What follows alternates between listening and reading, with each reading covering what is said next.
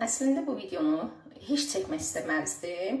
Artıq çəkməyəcəm də, söz vermişəm özümə. Sonuncu dəfə çəkirəm, qızlar israr elədi deyə çəkirəm. Bu lavantalı skrab mən çəkən kimi gəldiyindən tükəndiyi bir olur.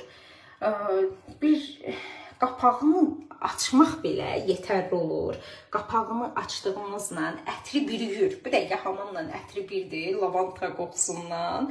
Təsəvvür edin, bununla duş qəbul edib çıxırsınız banyodan. Bütün ailəmi, evi bürüyür da ətri. Mən necə edirəm? Mən səhərlər də, məsəl üçün, əl kremi istifadə edə bilmirəm.